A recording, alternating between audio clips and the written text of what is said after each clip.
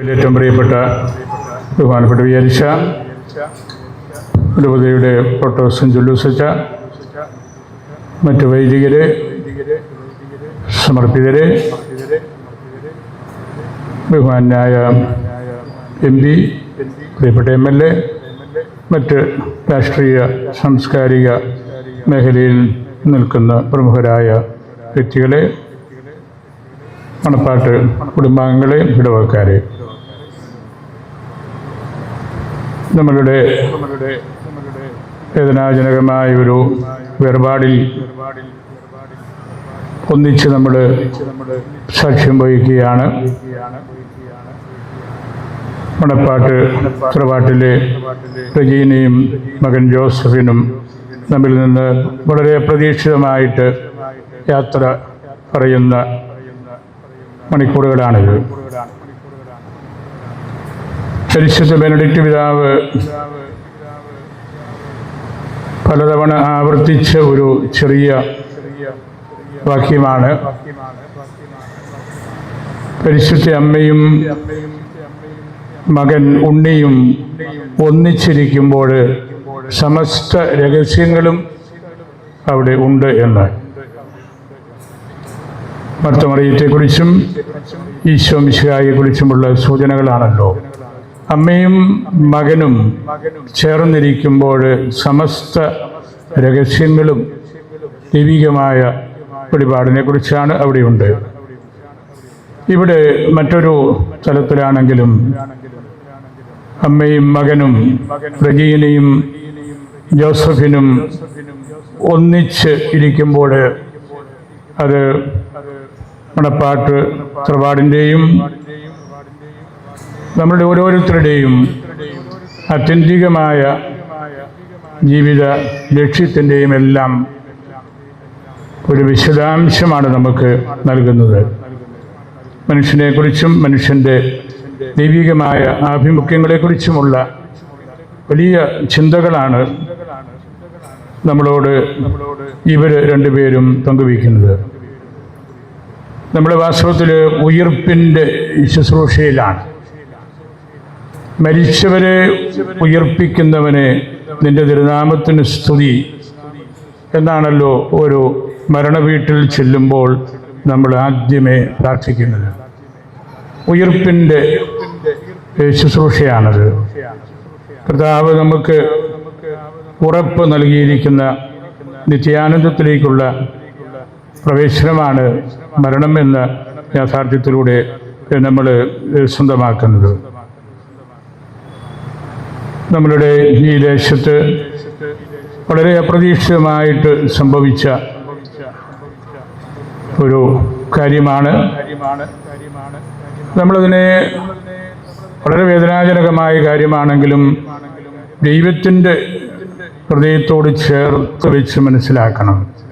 ഏതാനും വർഷങ്ങൾക്ക് മുമ്പ് കാവാലിയിൽ നമുക്ക് ഒരു കുടുംബം മുഴുവൻ നഷ്ടപ്പെട്ടു. ഇത്തവണ നമുക്ക് അനേകം സ്ഥലത്ത്, പ്രത്യേകിച്ച് നമ്മുടെ കിഴക്കൻ പ്രദേശങ്ങളിൽ മംഗളഗിരി, കൈപ്പള്ളി, വാഗമണ്ണ്, കോലാഹലമേട്, പെരുങ്കുളം, അടുക്കും, നമ്മുടെ പയ്യാനത്തോട്ടും എല്ലാം അധികം ബുദ്ധിമുട്ടുകൾ ഏറ്റുവാങ്ങിയ സ്ഥലമാണ്. കർത്താവിനോട് ചേർന്ന് നിൽക്കാൻ ഉള്ള അവസരമായിട്ട് നമ്മളിതിനെ എടുക്കണം.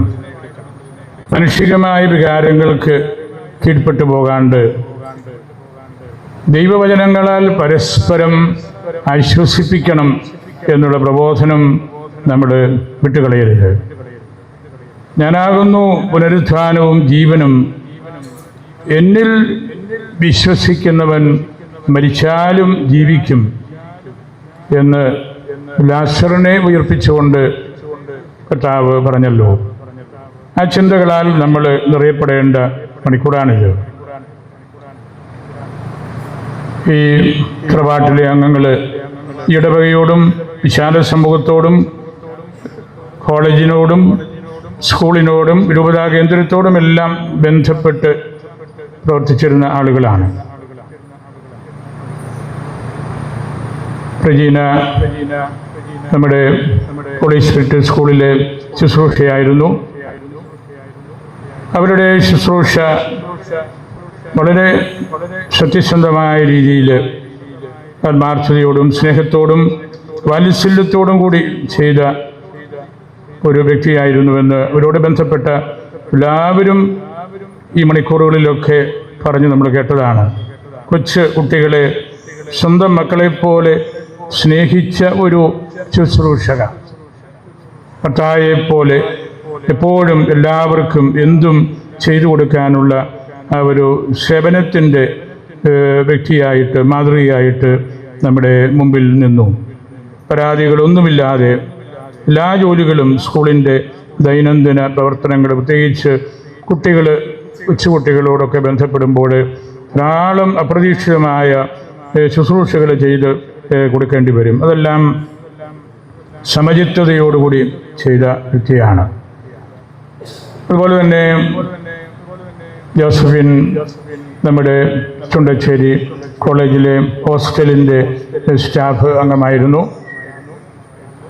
ജോസഫിൻ്റെ സന്തോഷപ്രദമായ ഇടപെടലുകളും ആത്മാർത്ഥതയോടുകൂടിയ സമീപനങ്ങളുമെല്ലാം ആ വലിയ സ്ഥാപനത്തിൽ എല്ലാവരും സംസാര വിഷയമാക്കിയ കാര്യവും നമുക്കറിയാം. ഈ കുടുംബം നമ്മുടെ രൂപത കേന്ദ്രത്തിലെ സോഷ്യൽ സർവീസിനോട് ബന്ധപ്പെട്ട സേവേ ഫാമിലി വെൽഫെയർ ടീമിൻ്റെ സൊസൈറ്റിയുടെ അംഗമായിരിക്കുകയും 6-7 വർഷങ്ങൾ നിരന്തരമായിട്ട് ആ പ്രോഗ്രാമിൽ അംഗത്വമെടുത്ത് അത് പഠിക്കുകയും മനസ്സിലാക്കുകയും അതിൻ്റെ സവിശേഷതകൾ ഉൾക്കൊള്ളുകയും എല്ലാം ചെയ്ത കുടുംബം കൂടിയാണ്. അതുകൊണ്ട് നമുക്ക് പലതരത്തിൽ ഈ കുടുംബം നമുക്ക് വളരെയേറെ പ്രാധാന്യം അർഹിക്കുന്നവരാണ് എന്ന് ഞാൻ നിങ്ങളെ ഓർമ്മപ്പെടുത്തുകയായിരുന്നു. ഇവിടെ നമ്മൾ ഈ വേദനയിൽ എന്താണ് ഇങ്ങനെ സംഭവിച്ചതെന്ന് നമ്മൾ ചോദിച്ചാലും അതിൻ്റെ ഉത്തരം ദൈവം നമുക്ക് നൽകുന്നില്ല.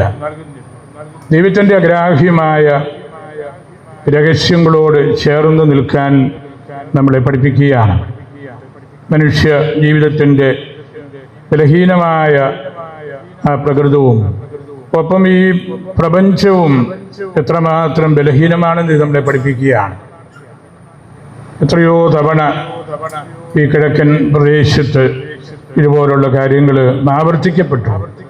ബലഹീനമാകുന്ന ഭൂമി, ആ ഭൂമിയെ സംരക്ഷിക്കാനുള്ള ഉത്തരവാദിത്വം കൂടെ നമ്മൾ ഗൗരവതരമായിട്ട് എടുക്കണമെന്നും കൂടെ ഈ സംഭവങ്ങളെല്ലാം നമ്മളെ ഓർമ്മിപ്പിക്കുന്നുണ്ട്, നമ്മളെ പഠിപ്പിക്കുന്നുണ്ട്. കർത്താവിൻ്റെ ആഴമായ സ്നേഹത്തിൽ വളർന്ന ഒരു തറവാടായിരുന്നു ഇത്. ദൈവത്തെ നഷ്ടപ്പെടാതെ സഹനം പൂർത്തീകരിച്ച ഒരു അമ്മ, സഹിച്ചുകൊണ്ട് ഈശോയുടെ മുഖം എന്താണെന്ന് നമ്മെ പഠിപ്പിച്ച അൽഫോൻസാമ്മയുടെ പേരിലുള്ള ഈ ഇടവകയിൽ ഈ സഹനത്തിൻ്റെ അർത്ഥവും മറ്റൊരിടത്തും നമ്മൾ അന്വേഷിക്കേണ്ടതില്ല. നമ്മൾ വളരെ പ്രയാസമേറിയ ഹെവി ഹാർട്ട്സ് ആൻഡ് ഫേസ് ഓടുകൂടിയാണ് ഇവിടെ ആയിരിക്കുന്നത്. പക്ഷേ ദൈവം നമ്മോട് പറയുന്നത് സഫറിങ്ങിൻ്റെ, വേർപാടിൻ്റെ, മരണത്തിൻ്റെ ആത്യന്തികമായിട്ടുള്ള വിസ്ഡം എന്താണെന്ന് ഒന്നുകൂടെ പഠിക്കാനാണ്. നമ്മുടെ ഹൃദയം അസ്വസ്ഥമാകേണ്ട എന്ന് ഈശോ തന്നെയാണല്ലോ നമ്മെ പഠിപ്പിച്ചത്. ഈ വാർത്ത അറിഞ്ഞ് ധാരാളം പിതാക്കന്മാർ എന്നെ വിളിച്ചു.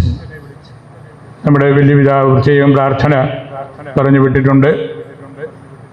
ആലഞ്ചേരി പിതാവ് 3 തവണ ഇന്നലെയും ഇന്നുമായിട്ട് ഈ കുടുംബത്തിൻ്റെ കാര്യങ്ങൾ അന്വേഷിക്കുകയും വിശദാംശങ്ങൾ ആരായുകയും എല്ലാം ചെയ്തു. അതുപോലെ ആലപ്പുഴ പിതാവ്, നമ്മുടെ സഭയുടെ വലിയ പിതാവ്, അവരെല്ലാം രണ്ട് ജീവൻ, അത് അമ്മയും മകനും ഒരുമിച്ച് എടുക്കപ്പെട്ടപ്പോൾ അത് സഭയുടെ ഏറ്റവും തലപ്പത്തുള്ള ആളുകളെല്ലാം അത് ശ്രദ്ധിക്കുകയും അവരുടെ പ്രാർത്ഥനകൾ, അവർ വലിയ തിരക്കുള്ള ശുശ്രൂഷകളിൽ ആയിരുന്നപ്പോഴുമൊക്കെ ഈ വീടിന് വേണ്ടി വിളിക്കുകയും പ്രാർത്ഥിക്കുകയും അവരുടെ സാന്നിധ്യം പ്രാർത്ഥനകളൊക്കെ നമുക്ക് നൽകിയതും നമ്മെ വളരെയേറെ ബലപ്പെടുത്തിയിട്ടുണ്ട്. തിരുവചനങ്ങളാലുള്ള ആശ്വാസവാക്കുകളായിരുന്നു അതെല്ലാം. Bible is not human kinds book of God, it is God's book of human kind. ദൈവത്തിൻ്റെ പുസ്തകമാണ് വേദപുസ്തകം. അത് മനുഷ്യവർഗത്തിന് വേണ്ടിയാണ്. മനുഷ്യരെഴുതിയ ഒരു പുസ്തകം ആയിട്ടല്ല നമ്മൾ വേദപുസ്തകത്തെ കാണുന്നത്. ഞാനൊരു കാര്യം ജോബിൻ്റെ പുസ്തകത്തിൽ നിന്നുകൂടെ ഒന്ന് പറയുകയാണ്. പഴയ നിയമത്തിലെ ഏറ്റവും ദൈർഘ്യമേറിയ അധ്യായങ്ങളുടെ പുസ്തകമാണ് ജോബ്. 42 അധ്യായങ്ങൾ. ദൈവം ഏറ്റവും കൂടുതൽ സംസാരിച്ചിട്ടുള്ള പുസ്തകവും ജോബിൻ്റെ പുസ്തകത്തിലാണ്. ദൈവത്തിൻ്റെ വാക്കുകൾ കൊണ്ട് നിറഞ്ഞ് കവിഞ്ഞ് ഒഴുകുന്ന ഒരു പുസ്തകം. ജോബ് വളരെ സത്യസന്ധതയോടെ ജീവിച്ച് സാമ്പത്തിക ഭദ്രതയിൽ നല്ല ആരോഗ്യത്തിൽ കഴിയുന്ന അവസരത്തിലാണ് അദ്ദേഹത്തിന് എല്ലാ രോഗങ്ങളും വ്യാധികളും പീഡകളും എല്ലാം വരുന്നത്. അദ്ദേഹത്തിൻ്റെ സുഹൃത്തുക്കളും എല്ലാം പറഞ്ഞു, ദൈവത്തെ വിട്ടുകളയുക. ഈ സഹനമെല്ലാം എന്തുകൊണ്ടാണ് ദൈവം നമുക്ക് നൽകുന്നത്? ജോബ് അതിൽ നിർണായകമായ ഒരു നിലപാടെടുത്തയാളാണ്. എൻ്റെ ശരീരം അഴുകി ഇല്ലാതായാലും എൻ്റെ ഹൃദയത്തിൽ നിന്ന് ഞാൻ ദൈവത്തെ സ്തുതിക്കും. ജോബിൻ്റെ പുസ്തകം ഒരു വലിയ നിലവിളിയാണ്. സ്വർഗത്തിൻ്റെ ഹൃദയത്തിലേക്ക് തുളച്ച് കയറുന്ന ഒരു നിലവിളിയാണ്. ആത്യന്തികമായിട്ട് ആ പുസ്തകം നമ്മളെ നന്നായിട്ട് ഡിസ്റ്റർബ് ചെയ്യും. നമ്മുടെ അടിത്തറ ഇളക്കി മറിക്കുന്ന പുസ്തകമാണത്. അവിടെ ആ സഹനത്തിൻ്റെ നടുവിൽ അദ്ദേഹത്തിൻ്റെ ഒരു നല്ല സുഹൃത്ത് വന്ന്, എലിഹു എന്ന് പറയുന്നുണ്ടല്ലോ, പാപം ഇല്ലാത്തപ്പോഴും സഹനങ്ങൾ ഉണ്ടാകാം. അത് ദൈവത്തിൻ്റെ നീതി എന്താണെന്ന് അന്വേഷിക്കുന്നതിന് വേണ്ടിയാണ്. ജോബിൻ്റെ പുസ്തകം വാസ്തവത്തിൽ it is God's tutorial in moral wisdom. ദൈവം നൽകുന്ന ഒരു ക്ലാസ്സാണ്. ധർമ്മത്തിലും ദൈവവചനത്തിലും കൂട്ടായ്മയിലും നമ്മൾ എപ്പോഴും ആയിരിക്കാൻ വേണ്ടി ദൈവം നമുക്ക് നൽകുന്ന ട്യൂട്ടോറിയലാണ്. ആ ക്ലാസ്സിൽ നമുക്കിരിക്കാൻ അത്ര എളുപ്പമല്ല. പക്ഷേ നമ്മൾ നമ്മെ തന്നെ ചിന്തിക്കുമ്പോൾ, പഠിക്കുമ്പോൾ, മനസ്സിലാക്കുമ്പോൾ ആ ക്ലാസ്സിലിരിക്കാതെ നമുക്ക് ജീവിക്കാനൊക്കെയല്ല. ആ ക്ലാസ് നമുക്ക് നൽകുന്ന ഒറ്റ വാക്യത്തിൽ പറഞ്ഞാൽ, സഹനത്തിന് മാത്രമേ നമ്മെ മോക്ഷത്തിലെത്തിക്കാൻ പറ്റുകയുള്ളൂ. ഈ വേദന ഈ കുടുംബത്തിൻ്റെയോ ഈ ഇടവകയുടെയോ നമ്മുടെ രൂപതയുടെയോ മാത്രമല്ല. ഞാൻ പറഞ്ഞല്ലോ, നമ്മുടെ സഭാതലവന്മാരെല്ലാം വിളിച്ച് പ്രാർത്ഥനകൾ നൽകുന്നത് അത് നമ്മൾ വിചാരിക്കുന്നതിനേക്കാൾ വിലപ്പെട്ട 2 ജീവനെക്കുറിച്ചുള്ള ഓർമ്മപ്പെടുത്തലാണ്. നമ്മുടെ തന്നെ ഉള്ളിലേക്ക് ഒന്നുകൂടെ തിരിയാനുള്ള a call to return to our own hearts. ദൈവം ഈ സഹനങ്ങളുടെ കാരണം പറയുന്നില്ല. ജോബിനോടും പറഞ്ഞില്ല ഇന്ന കാരണങ്ങൾ കൊണ്ടാണ് ഈ ദുഃഖ ദുരന്തങ്ങളെല്ലാം വന്നത് എന്ന്. ജോബിൻ്റെ പുസ്തകം ഒരു പ്രത്യേക ഉത്തരവും നൽകുന്നില്ല. നമ്മളെ ഉത്തരം പ്രതീക്ഷിക്കരുത്.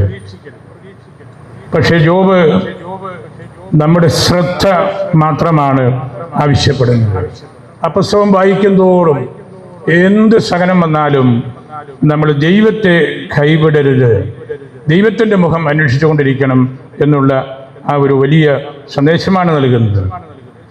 Faith is the ability to live with suffering and uncertainty. നമുക്ക് ഉറപ്പില്ലാത്തപ്പോഴും നമ്മൾ ഒരു തെറ്റ് ചെയ്യാത്തപ്പോഴും വേദനകളിൽ ദൈവത്തെ കണ്ടെത്താനായിട്ട് നമ്മൾ പഠിക്കുന്നതാണ് ക്രിസ്തീയത അല്ലെങ്കിൽ ക്രിസ്തീയ ആത്മീയത. ജീവിക്കാനുള്ള ശക്തിയാണ് ഉത്തരം തരാത്ത ആ പുസ്തകം നമുക്ക് നൽകുന്നത്. ദൈവത്തെ കൈവിടാതിരിക്കാനുള്ള ധൈര്യമാണ്. Job is God's unshakable faith in humankind എന്ന് പറയാറുണ്ട്. ഈ മരണം, ഈ വേർപാട് നമുക്ക് അതുപോലുള്ളൊരു കാര്യമാണ്. ദൈവിക രഹസ്യത്തിൻ്റെ ആത്യന്തികമായ യാഥാർത്ഥ്യത്തിലേക്ക് നമ്മൾ നിരന്തരം എല്ലാവരും, ഈ പ്രകൃതി ഉൾപ്പെടെ ചിരിയണം. ജോബിൻ്റെ വിലാപം അതാണ്, ആ പൊട്ടിക്കരച്ചിൽ അതാണ്. അവിടെ ദൈവം വന്ന് 1, 2 എന്ന് പറഞ്ഞ് നമുക്ക് ഉത്തരം നൽകുകയല്ല. ദൈവത്തിൽ ഈ 2 മക്കൾ ലയിക്കുകയാണ്. പരിശുദ്ധ ത്രിത്വത്തോട് അവർ കൂട്ടിച്ചേർക്കപ്പെടുകയാണ്. അബ്രാഹത്തിൻ്റെ തറവാട്ടിലേക്കാണ് അവർ പോകുന്നത്. ഇസഹാക്കിൻ്റെ തറവാട്ടിലേക്കാണ് അവർ പോകുന്നത്. നീതിമാന്മാരുടെ തറവാട്ടിലേക്കാണ് അവർ പോകുന്നത്. പുനരുത്ഥാനം എന്ന അൺഷെയ്ക്കബിൾ പാറമേലാണ് അവരെ നമ്മൾ ഇവിടെ ഈ ദേവാലയത്തിൽ ഇതുപോലെ കിടത്തിയിരിക്കുന്നത്. അവർ പർദീസായിലേക്കാണ് പോകുന്നത്. നമ്മളവരെ പർദീസായിലേക്ക് കൊടുത്തുവിടുകയാണ്. അതാണ് നമ്മുടെ ജീവിതത്തിൻ്റെ അർത്ഥം. നമ്മൾ അടിയുറച്ച് വിശ്വസിക്കുന്ന കാര്യവും അതുതന്നെയാണ്. ദൈവത്തിൻ്റെ അഗ്രാഹ്യമായ രഹസ്യത്തോട് ഈ മക്കളെ ഈ പ്രാദേശിക സഭ കൂട്ടിച്ചേർക്കുമ്പോൾ നമ്മൾ കണ്ണുകൾ ഉയർത്തി നോക്കിയാൽ അവർ സ്വർഗത്തിലിരിക്കുന്നത് നമുക്ക് കാണാൻ കഴിയും. ശ്രീകന്മാർ പറഞ്ഞല്ലോ, 4 മാസം കഴിയുമ്പം വിളവെടുപ്പാകും. കർത്താവ് പറഞ്ഞു 4 മാസമൊന്നും നോക്കണ്ട, കണ്ണുയർത്തി നോക്കിയാൽ മതി. പാടങ്ങൾ വിളഞ്ഞു കിടക്കുകയാണ്, വചനം കേൾക്കാൻ വേണ്ടി കാത്തിരിക്കുകയാണ്. നമ്മളും വിശ്വാസത്തിൻ്റെ കണ്ണുകളോടുകൂടി സ്വർഗത്തിലേക്ക് നോക്കുമ്പോൾ ഈ അമ്മയും മകനും സ്വർഗത്തിൽ എത്തി എന്ന് നമുക്ക് കാണാനായിട്ട് സാധിക്കും. അതാണ് സത്യസഭയുടെ വിശ്വാസം. ആ വിശ്വാസത്തിലാണ് നമ്മൾ നിരന്തരം ആഴപ്പെടേണ്ടതും. കാർഡിനൽ ന്യൂമാൻ്റെ ടൂമ്പിൽ എഴുതി വച്ചിരിക്കുന്ന വാക്യം ഇതാണ്: ഫ്രം ഷാഡോസ് ടു റിയാലിറ്റി. നിഴലുകളിൽ നിന്ന് യാഥാർത്ഥ്യത്തിലേക്ക്. ഈ ലോകം നമ്മൾ കണ്ടെത്തുന്ന കാര്യങ്ങളൊക്കെ കടന്നു പോകുന്നവയാണ്, നിഴലുകളാണ്. യാഥാർത്ഥ്യം സ്വർഗമാണ്. കർത്താവിൻ്റെ പക്കലുള്ള ജീവിതമാണ് യഥാർത്ഥത്തിലുള്ളത്. ജോൺ എഫ് കെന്നഡിയുടെ ഖബറിലും അതാണല്ലോ എഴുതിയത്. പലർക്കും ഈ കല്ലറ അന്ത്യമാകുമ്പോൾ എന്നെ സംബന്ധിച്ച് ഈ ജീവിതത്തിൻ്റെ തുടക്കമാണ്. അതാണ് ആഴമായ ബൈബിൾ ദർശനം. ദൈവത്തോട് നമ്മൾ കൂട്ടത്തിൽ നിൽക്കുമ്പോൾ, തിരുവചനങ്ങളാൽ നമ്മൾ പരസ്പരം ആശ്വസിപ്പിക്കുമ്പോൾ, നമുക്ക് ഈശോയുടെ ആ സഹനത്തോട് ചേർത്ത് നിർത്തുമ്പോൾ ഈ വേർപാടിനെയും ഈ മരണങ്ങളെയും നമുക്ക് ഹൃദയത്തിൽ എടുക്കാനായിട്ട് കഴിയും. സ്വർഗത്തിൻ്റെ ഒരു വെളിപ്പെടുത്തലാണ് ഈ 2 മക്കൾ ഇവിടെ നമുക്ക് നൽകിക്കൊണ്ടിരിക്കുന്നത്. നമ്മെ അവർ ഓർമ്മപ്പെടുത്തുകയാണ്. Memento mori, remember you must die. ഏത് അവസരത്തിലും അത് സംഭവിക്കാം എന്നുള്ള വലിയ ഓർമ്മപ്പെടുത്തലാണ്. ആ ഓർമ്മപ്പെടുത്തൽ സുവിശേഷത്തിൻ്റെ കാതലാണ്, ഈശോ പ്രസംഗിച്ച വാക്കുകളുടെ കാതലാണ്, നമ്മളുടെ ശുശ്രൂഷകളുടെ കാതലാണ്. ഓരോ പരിശുദ്ധ കുർബാനയും ആ ഒരു വലിയ സന്ദേശമാണ് നമുക്ക് നൽകുന്നത്. അതുകൊണ്ട് കർത്താവിനോട് ചേർന്ന് നിൽക്കുവാനായിട്ടുള്ള ആ ഒരു വിളിയായിട്ട് ഈ വേർപാടിനെ നമ്മൾ കാണണം. ഞാൻ പ്രിയപ്പെട്ട തറവാട്ടിലെ അംഗങ്ങളോടെല്ലാം പ്രിയങ്കരനായ ജോണിയോടും അതുപോലെ ജോമിറ്റ്, സോമിറ്റ്, അവരോട് ബന്ധപ്പെട്ട കുടുംബാംഗങ്ങൾ അവരെല്ലാം ഇവിടെ നമ്മുടെ കൂട്ടത്തിൽ നിൽക്കുമ്പോൾ നമ്മൾ ഈ ഭൗതിക ശരീരത്തിലെ അംഗങ്ങൾ എന്ന നിലയിൽ ഈ വേദനകൾ പങ്കുവയ്ക്കപ്പെട്ട് കഴിഞ്ഞു. സ്വർഗത്തിൻ്റെ ആ ഒരു ശാലീനത ഇവിടെ നമ്മൾ കണ്ടു കഴിയുമ്പോൾ അതിൽ പിന്നെ കരച്ചിലും വിലാപവും ഒന്നും ആവശ്യമില്ല. ഈശോ പറഞ്ഞല്ലോ, കരയരുത്, നമ്മൾ ഈശോയിൽ വിശ്വസിച്ചാൽ മാത്രം മതി. ആ ഒരു വലിയ ബോധ്യത്തോടു കൂടി നമ്മുടെ ഒരു വിശ്വാസ പ്രഘോഷണത്തിൻ്റെ ഏറ്റവും വലിയ അടയാളമായിട്ടൂടെ ഈ വേർപാടിനെയും വേദനയും എടുക്കുമ്പോൾ പരിശുദ്ധ ത്രിത്വത്തിൻ്റെ രഹസ്യം നമുക്ക് കൂടുതൽ ആഴത്തിൽ ഉൾക്കൊള്ളാൻ കഴിയും. ബഹുമാനപ്പെട്ട വികാരിച്ചൻ ഈ സംഭവം നടന്ന മണിക്കൂർ മുതൽ പലതവണ യുവതാ കേന്ദ്രവുമായിട്ടും ഞാനുമായിട്ടും ബന്ധപ്പെടുകയും എല്ലാ മണിക്കൂറിലും തന്നെ അദ്ദേഹം ഇതിൻ്റെ കാര്യങ്ങൾ അറിയിച്ചുകൊണ്ടാണ് ഇരുന്നത്. വളരെയേറെ അദ്ദേഹം പ്രാർത്ഥിച്ച് ഒരുങ്ങി വലിയ കരുതലോടുകൂടി നടത്തിയ ഒരു വലിയ കൂടിവരവാണ്. ഇതൊരു എക്ലീസിയ, ഒരു സഭ ശക്തമായിട്ട് ഇവിടെ ഒന്നിച്ചിട്ടുണ്ട്. അതിൻ്റെ പിന്നിൽ ബഹുമാനപ്പെട്ട വികാരിച്ചൻ്റെ കരുതൽ, കൈക്കാരന്മാർ, കമ്മിറ്റിക്കാർ, സിസ്റ്റേഴ്സ്, അതുപോലെ നമ്മുടെ രാഷ്ട്രീയ സാമൂഹിക രംഗത്തെ ആളുകൾ. എനിക്ക് അത്ഭുതം തോന്നി, ഈ 1.5 ദിവസം കൊണ്ട് ഇതെല്ലാം മറ്റൊരു കോലാഹലവുമില്ലാതെ വളരെ ക്രമബദ്ധമായ രീതിയിൽ നമുക്കിത് ക്രമീകരിക്കാൻ പറ്റി. ഈ വേർപാട് അത് വേദനയാണെങ്കിലും ഇത്തരത്തിൽ എല്ലാവരെയും കൂട്ടി യോജിപ്പിച്ച് ഈ അൽഫോൻസ്യൻ ദേവാലയത്തിൽ നമ്മളെല്ലാവരെയും കോർത്തിണക്കുന്ന അതിനുവേണ്ടി സർക്കാരിൻ്റെ ഭാഗത്തു നിന്നുമെല്ലാം നല്ല സഹകരണങ്ങൾ ഉണ്ടായിട്ടുണ്ട്. നമ്മളിവരുടെ കൂട്ടത്തിൽ ആയിരിക്കണം. ഇടവകയും രൂപതയും ഈ വീടിനോട് എപ്പോഴും കൂട്ടത്തിലുണ്ടായിരിക്കും. സാധ്യമാകുന്ന എല്ലാ പ്രാർത്ഥനകളും സഹായ സഹകരണങ്ങളും നിങ്ങൾക്കുണ്ടാകുമെന്ന് ഞാൻ ഉറപ്പ് നൽകുകയും ചെയ്യുകയാണ്. നിങ്ങളെല്ലാവരെയും ഞാൻ ഒരിക്കൽ കൂടി ഓർക്കുന്നു. നിങ്ങളും വളരെ ക്ലേശം സഹിച്ചാണ് ഇന്ന് ഈ ശുശ്രൂഷയിൽ പങ്കെടുക്കാൻ ഇവിടെ എത്തിയത്. കാലാവസ്ഥ മോശമായിരുന്നു, വഴിയിലെല്ലാം വെള്ളമുണ്ട്. എങ്കിലും ഈ തറവാടിനോടും ഈ ഇടവകയോടും നമ്മളുടെ മക്കളോടുമുള്ള ആ കരുതലാണ് ഇവിടെ നിങ്ങളെ ഒന്നിപ്പിച്ചത്. നിങ്ങളെല്ലാവരെയും ഞാൻ ഹൃദയത്തിൽ സൂക്ഷിക്കുന്നു. പരിശുദ്ധ അൽഫോൻസാമ്മയ്ക്ക് സമർപ്പിക്കുന്നു. നമുക്ക് പ്രാർത്ഥനാ ശുശ്രൂഷകളിലേക്ക് പ്രവേശിക്കാം. സ്ഥല പരിമിതി മൂലം ശുശ്രൂഷ പ്രാർത്ഥനകളെല്ലാം ദേവാലയത്തിൽ വെച്ച് തന്നെയാണ് പൂർത്തീകരിക്കുന്നത്.